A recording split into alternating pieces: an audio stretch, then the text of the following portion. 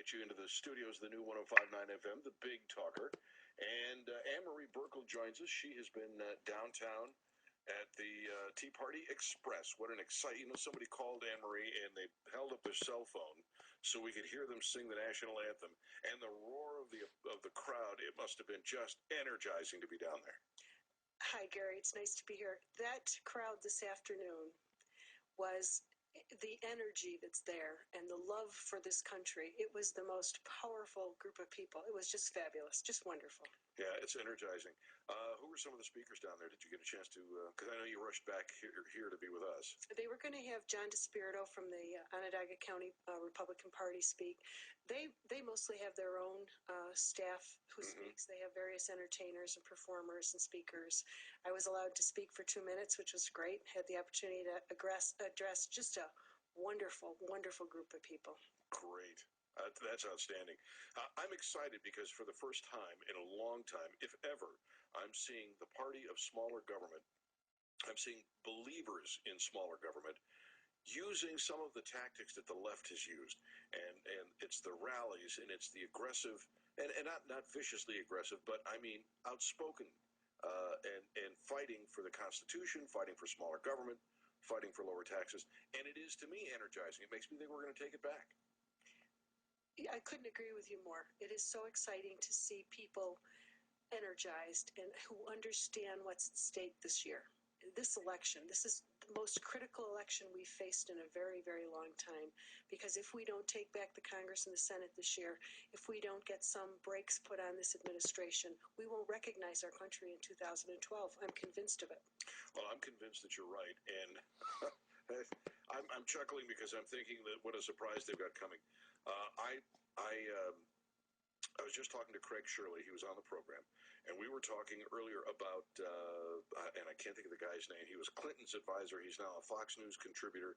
He's a political consultant and an author, and he has suggested, and I've heard only two people have suggested this that I've heard in the last couple of months, and he's the first one, that the Republicans will not only take back the House, but that they may take back the Senate. Well, for me, that's gridlock, and gridlock is damage control. I hope he's right. I think that we just have to this year, take back the House as well as the Senate. So what's your first priority if you're elected? What do you want to do most of all? There's so many things, because as we've witnessed over the last 14 months, what's happened. First and foremost, I want the people who live here to feel like they have a voice. That throughout this campaign, I will hear their concerns. I will continue to do that. I will bring those concerns to Washington. What I really, really want to do is make sure that it's upstate New York's interests that are represented in Washington and not Washington's interests that are represented here in upstate New York. And that's what's happened right now. We have every one of these votes that's been taken over the last 14 months. It's Washington's agenda. It's not upstate New York agenda. So that's first and foremost. You've been doing a kind of a listening tour, and in fact, somebody called up and said that there was some kind of a meeting going on, and that you walked in without a bunch of handlers and availed yourself to the people in this arena, and I don't know where it was, to answer questions and to ask questions. So you're actually going out there and checking the pulse of Central New Yorkers. What are they telling you so far? They're telling me many things. They're very, very concerned and upset with the fact that this government has grown to a proportion not even recognizable in the last 14 months, that we've spent ourselves silly. We still have this high rate of unemployment. And people here in this district, they're concerned with jobs in the economy, not health care. 85% of the Americans were happy with their health care. We all understand that health care needs some reforms. We talk about pre-existing conditions and the like, but we didn't need this overhaul of healthcare as we knew it. So it's jobs, it's the economy, it's knowing that government doesn't create lasting jobs, it's business that creates jobs. It's giving them extra money in their pocket at the end of the month or the year so that they can grow their business and hire new people and expand their buildings. Central New York, having just moved back into New York State from a free state, where literally, I tell my friends, I've moved to the People's Republic of New York. You got to have everybody's got a license to do. You got to get the state to okay doing everything that you do, and it's just It's cumbersome. And regulations, when the government gets involved in the private marketplace, when they go into places that wise men fear to tread, ultimately they create pathologies that slow down the economy, that take away jobs, and literally send jobs overseas. Absolutely. Absolutely. The government, when it comes to creating jobs and stimulating the economy, is the worst enemy of that. They can't do it. They can't do it efficiently. You take the stimulus package for almost $1 trillion. We still have almost double-digit unemployment. It doesn't work. It doesn't work. Not spending money does not stimulate the economy. What does then?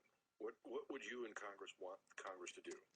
I think we have to do two things. We have to decrease taxes.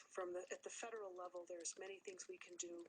That's what we need to do. We need to make the tax cuts permanent. We have to eliminate the death tax.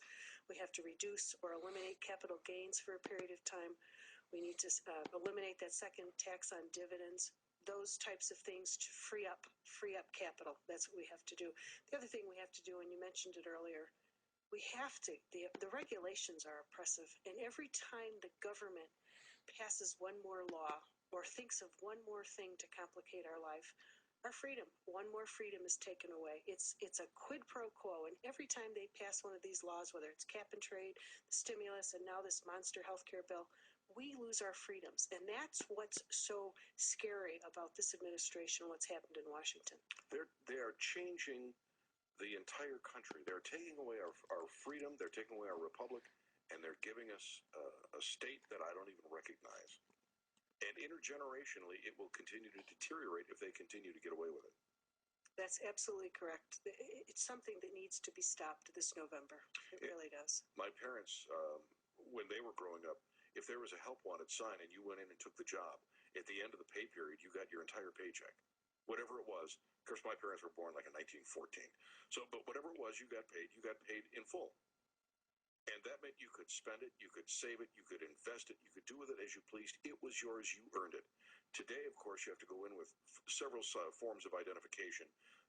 All of this information is stored in databases in Washington, D.C.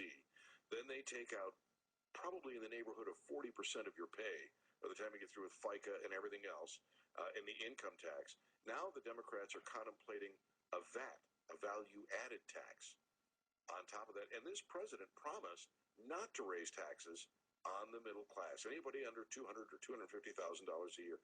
But he's already broken that vow. He has broken that vow, and it will continue to get worse. If you look at the health care bill and the impact that that's going to have on businesses, the impact it's going to have on individuals, our taxes are going to go up. There's no way they can't, because that bill is so expensive. It was not what healthcare needed. So, and then as you mentioned, this value-added tax is just the icing on the cake. And at this point right now, the last number I saw, 50% of Americans are paying taxes. Only 50%. That's right. And then the rest of us have to, well, you know, there are taxes people don't even know, they don't even realize they're paying. There's a federal excise tax that's paid on certain products, and then there's the cost of the income tax system in every product you buy. The cost of compliance, which is somewhere around 20%, give or take. That means that the guy who's manufacturing the cell phone or the widget has to build into the price of everything that he sells the cost of compliance with IRS regulations, making it 20 to 23% more expensive than it ought to be. Let's get rid of some of those regulations, and you'll fight to do that. I will fight hard to do that, because that is the way we're going to get upstate New York back on its feet economically. Do you like the fair tax? I'm considering it. I've looked at it. I've had several people bring that to me. Also, the flat tax is another possibility that people have talked to me about. But the fair tax is pretty intriguing, and we're continuing to look into that. Yeah, the fair tax is better than the income, or the flat tax is better than the current income tax. The problem is it's every bit as invasive. And on April 15th, you have the same concerns and the same worries that you do today. With the fair tax, April 15th is just another day in a beautiful month. And you don't have to worry about the government taking your home. The whole idea of the income tax is counterproductive. You know, if you tried to train your dog using the same methodology, you would have to spank him with a stick every time he did what you asked him to do.